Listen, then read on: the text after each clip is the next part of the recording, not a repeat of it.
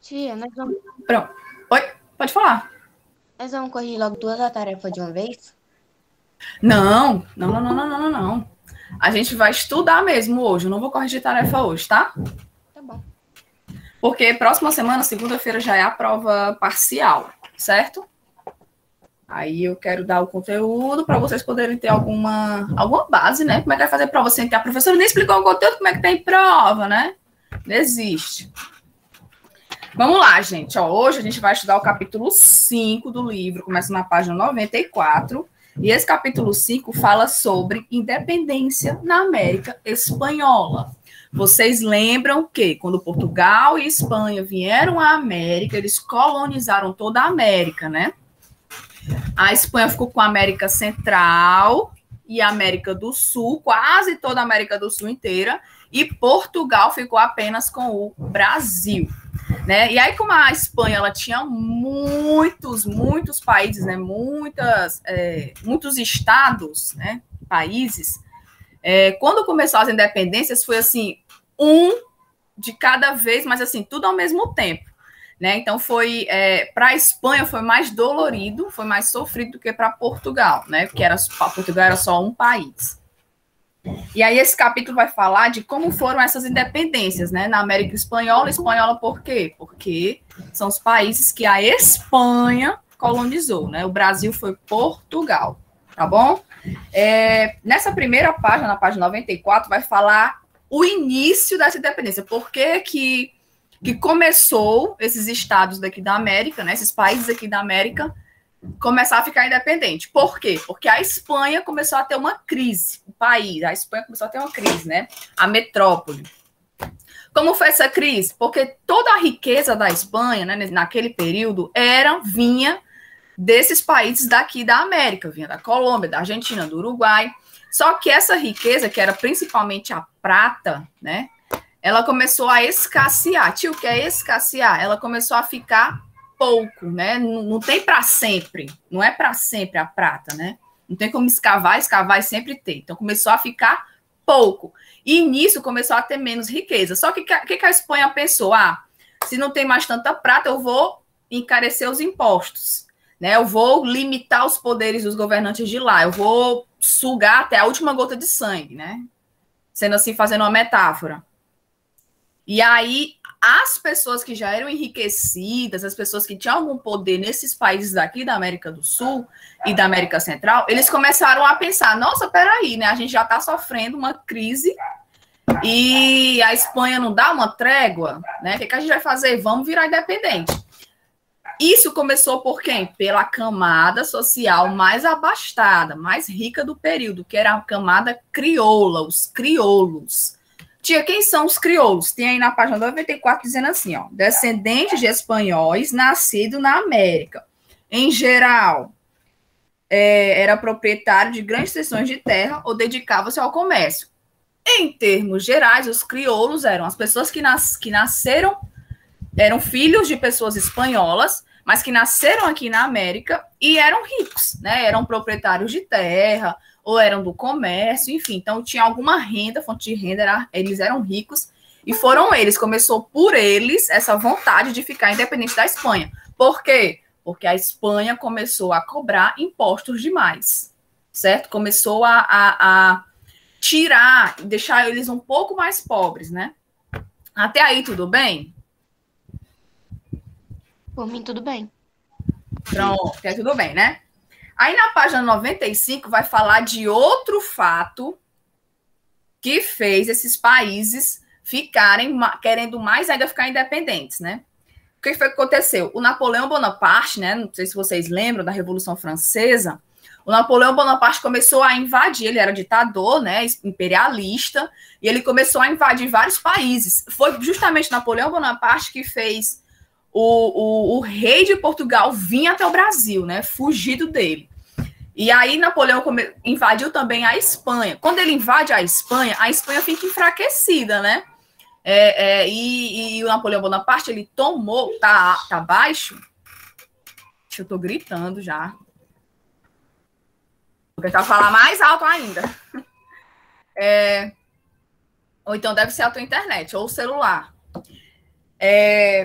E aí o Napoleão Bonaparte invadiu a Espanha, tirou o poder, né, dos representantes da Espanha, e aí o que aconteceu? Lá na Espanha teve umas juntas de governo. O que eram essas juntas de governo?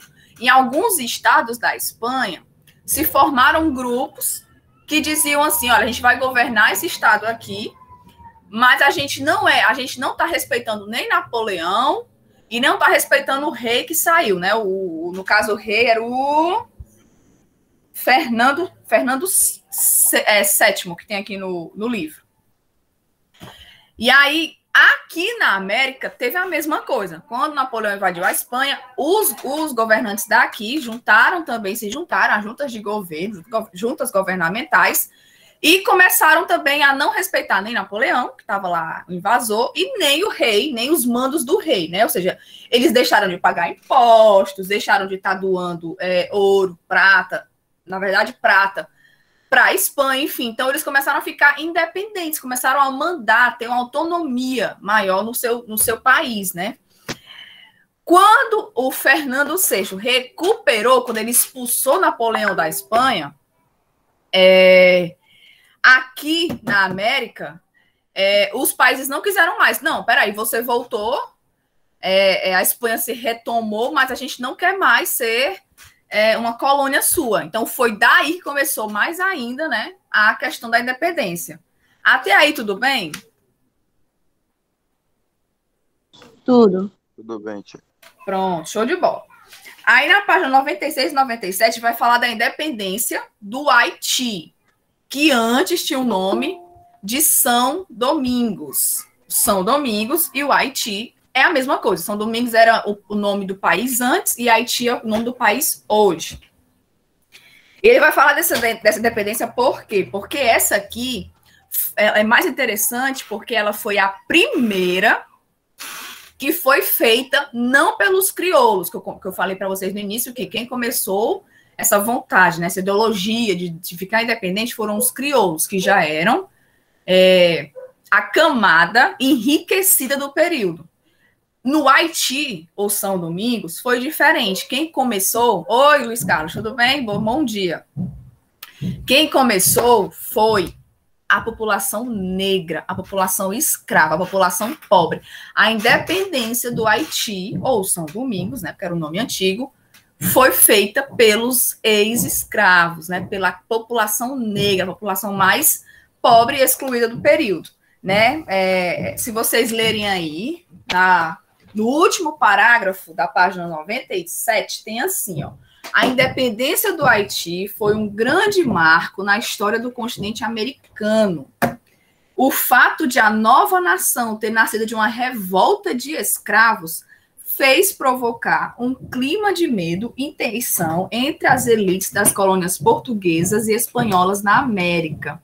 A libertação de São Domingos, né, ou hoje Haiti, inspiraria mais tarde muitas revoltas escravas em todo o continente, dos Estados Unidos à América do Sul. Essa independência foi importante também, gente, porque ela acabou acelerando o processo de independência das outras nações de colonização espanhola. E assim, ela serviu porque os crioulos, vocês vão ver agora nas próximas páginas, que os crioulos, que eram as camadas ricas, eles ficaram com medo dessa revolta que teve lá no Haiti, que libertou o Haiti. Eles ficaram com medo, por quê? Porque isso acabaria equilibrando, deixando o país igual. Não existiria mais ricos e pobres, todo mundo estaria ali no mesmo patamar, porque teria, de certa forma, um equilíbrio de forças, de poder. E isso não era bom para quem era rico, porque eles estariam perdendo poder para os pobres. Certo? Então, ela foi importante porque foi a única independência da América feita pelos pobres, pelos escravos, pela população negra. Mas, em contrapartida, ela serviu para que os crioulos, que eram as camadas mais ricas, tivessem mais cuidado para que não houvesse novamente, pelo medo de perder o poder. Entenderam? Por mim, tudo certo. Entendi tudo. Sim. Agora. Mas, Entendi tudo. na página 98 e 99, vai falar sobre a independência do México. Já é do México agora. Essa independência aqui, como eu falei, né? O Haiti, ela foi a primeira independência feita pelos escravos, a primeira e única, feita pelos escravos, pela população pobre. O México teve 2 padres que começaram a olhar ali para o Haiti, né? Olhar ali para as independências dos países e dizer, vamos ficar independente também da Espanha. E aí esses 2 padres queriam uma independência justa também, que nem foi no Haiti, né? Onde a população tivesse os mesmos direitos, os mesmos poderes, né? A mesma condição financeira, os mesmos acessos, enfim. Só que esses padres, eles foram executados, eles foram presos e executados pelos crioulos.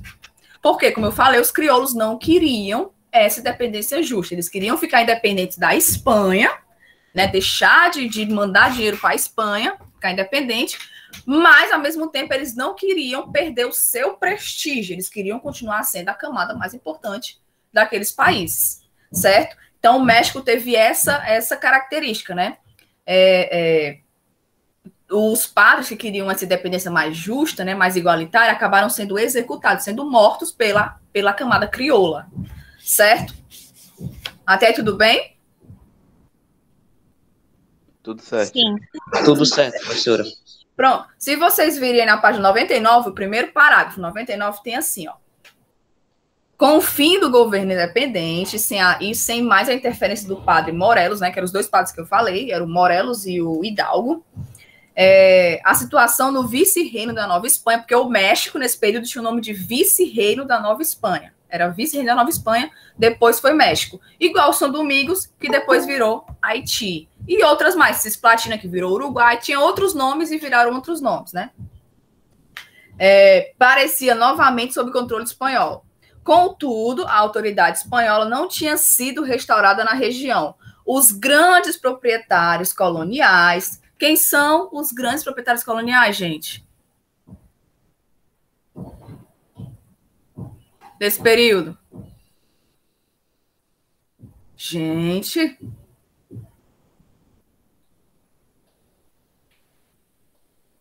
Oxe, eu falo que vocês estão dentro... Os grandes proprietários coloniais desse período são os crioulos, gente, pelo amor de...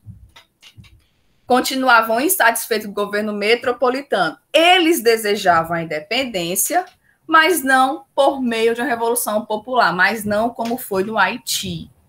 Gente, a gente tem que ter claro essas camadas. Ó, os crioulos, que eram as camadas ricas que queriam a independência, mas sem perder o prestígio.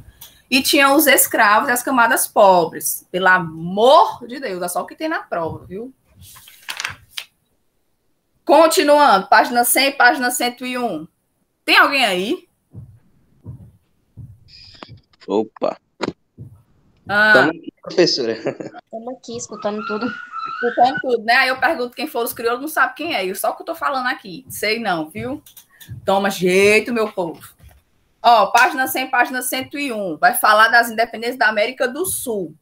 Vai falar que a independência, as independências dos países da América do Sul, né? Paraguai, Argentina, Colômbia, Equador, Venezuela, Bolívia, todos esses países, eles tiveram a liderança de 2 pessoas. Simão Bolívar, viu? E José de San Martín. Esses 2 líderes foram responsáveis, né, pela independência de toda a América do Sul. E o Simão Bolívar, ele é mais importante porque dele surgiu uma ideia de unificar a América do Sul, de criar uma confederação chamada Liga Americana. Está aí em negrito no livro, na página 101. O que seria essa confederação? Seria uma forma, né, de proteger a América do Sul de novas tentativas externas de colonização. Por exemplo, de uma volta da Espanha ou de outros países que quisessem invadir aqui a América do Sul. Então, ele queria fazer essa Liga Americana para proteger, né, esses países, né, proteger e garantir a soberania desses países. Tinha o que é garantir a soberania? A garantir a autonomia, a independência desses países. E só que, assim, tem nessa parte da história e construção que vai dizer que, para algumas pessoas, essa ideia dele de unificar a América do Sul, né, de fazer essa confederação da Liga Americana, seria uma tentativa dele ser ditador, dele unificar a América e comandar a América toda. Ou seja, ele seria um ditador também. Então, seria assim, estou livre da Espanha, mas agora estou sobre o jugo, né? Estou sobre o governo do Simão Bolívar. Então, ele tem essa fama contraditória, né? Até que ponto ele foi um líder da independência da América do Sul contra a Espanha e até que ponto ele queria ser uma nova Espanha. Entenderam? Entendi, tia. Tô nem te ouvindo. Tô ligada, viu?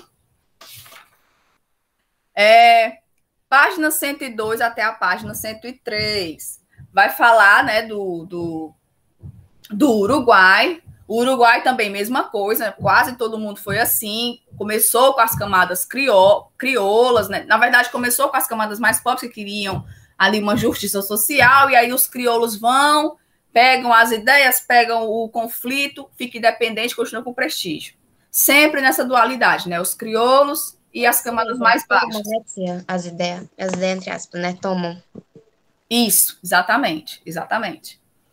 Aí tem a independência da América Central. Gente, é interessante essas independências justamente para ver isso, de como a independência era só uma libertação da Espanha, mas em contrapartida, tudo ficou igual. A sociedade ficou igual. Os escravos continuaram escravos, os índios continuaram excluídos e os ricos continuaram ricos. No caso, os crioulos? Senhor, a salvação no mundo. Isso aí, os crioulos. Muito bem, aê, vou dormir feliz hoje. Na página 104, vamos falar sobre Cuba. Gente, Cuba é interessantíssimo também, que nem Haiti. Porque Cuba, ela foi o último país a ficar independente. O último a ficar independente da Espanha foi Cuba. E sobre ela é importante por quê? Porque ela ficou independente da Espanha, mas ela ficou dependente dos Estados Unidos.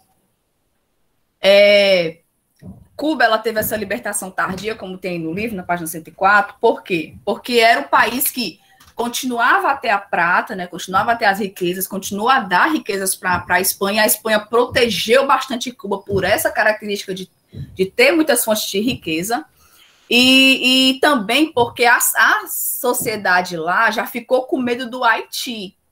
Peraí, o Haiti fez a independência pelos escravos, vamos proteger aqui a Cuba, vamos proteger aqui Cuba, não vamos deixar que tenha esses conflitos que comecem com os pobres. E aí ele foi muito protegido. A Espanha investiu bastante militarmente em Cuba para que ela continuasse sendo colônia espanhola. E por isso ela foi a última.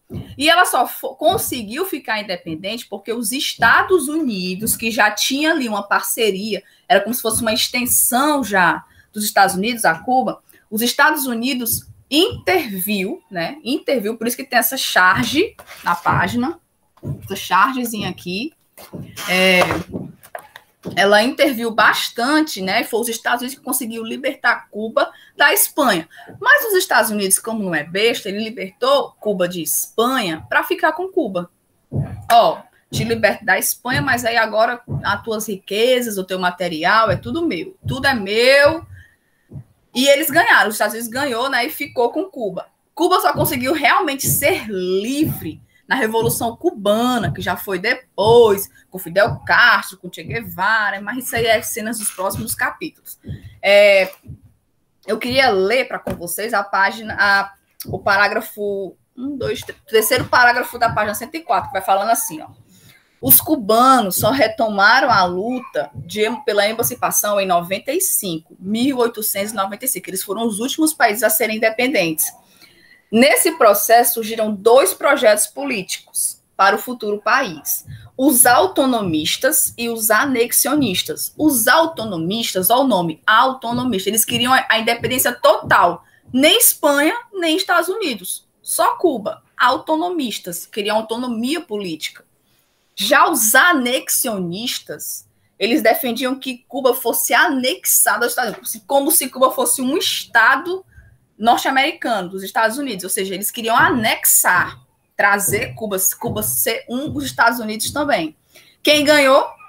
Os anexionistas, né? No início da independência cubana, os Estados Unidos mandaram, né, desmandaram em Cuba. Cuba só conseguiu se libertar depois, na Revolução Cubana, mas isso é bem mais depois. Até aí, tudo bem?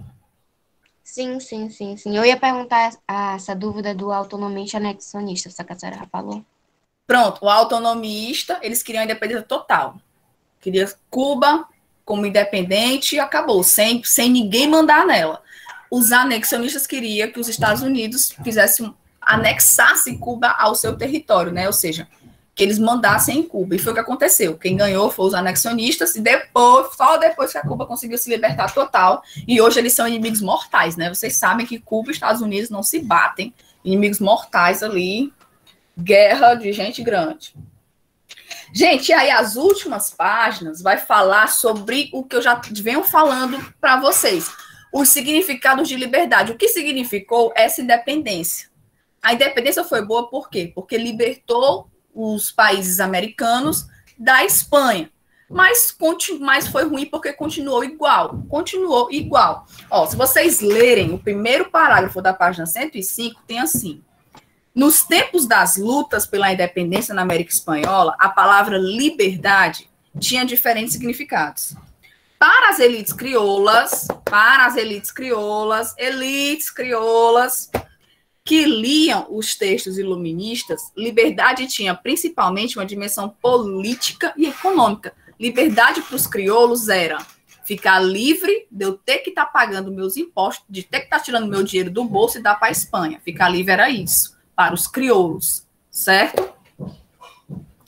Esse grupo, os crioulos, desejava autonomia para ampliar seus negócios e atuar no comércio internacional sem a intervenção da metrópole. Quem é a metrópole? Espanha, como eu estou falando desde o início da aula.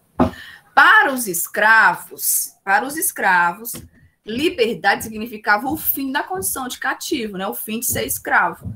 Já para os índios, a palavra estava associada ao fim dos tributos coloniais e do trabalho compulsório, porque os índios também trabalhavam bastante. E, além disso, eles eram mortos frequentemente, as terras dos índios eram invadidas frequentemente, né? Então, a liberdade significou o quê? Só sair do comando da Espanha, mas a estrutura social dos países continuaram a mesma. Quem mandava? Os crioulos. Índio e negro só trabalhava. E aí, na página 106 e 107, vai falar justamente isso, né? Sobre os índios que começaram quando esses estados ficaram independentes, eles queriam demais plantar, né? Criar animais, enfim, queriam terras para enriquecer. E aí, muitas dessas terras eram terras de propriedade indígena. E elas foram invadidas e os índios foram mortos. E eles tiveram que lutar bastante, os poucos que restaram tiveram que lutar bastante para tentar ter algum direito, né? E os reflexos no presente é justamente isso, que até hoje você percebe que os direitos indígenas são facilmente descartáveis, né? As terras indígenas todo dia são invadidas, eles não são respeitados, eles não têm paz nenhum só dia, né? Eles têm que estar sempre lutando, reivindicando seus direitos, senão eles são exterminados e ninguém faz nada. Então, essas duas páginas estão falando justamente disso, das condições. Oi? Até hoje? Até hoje. Os índios, as terras indígenas não são respeitadas, elas são invadidas frequentemente pelos grandes proprietários de terra para plantar, para colher, enfim, porque índio não precisa ter terra, índio não planta, índio não traz economia, tem esse discurso, né? E eles não são respeitados, eles são mortos. No jornal, se você assiste jornal, você via quase todo dia tem alguma coisa sobre isso, sobre índios que são mortos, sobre índios que vão a Brasília pedir seus direitos, enfim. É horrível. Até hoje é muito ruim a situação indígena. E é justamente isso, né? Depois da independência, o que ficou? Ficou o mesmo desprezo pelos índios, o mesmo desprezo pela população negra, as mesmas condições precarizadas, né? E os ricos, cada vez mais ricos. Gente, vocês entenderam tudo que eu falei? Pelo amor de Deus. Entendi, tia. Tá bom. Entendi, tia. Entendi. Sei. Gente, quem está aqui, coloca o nome no chat e a série, por favor.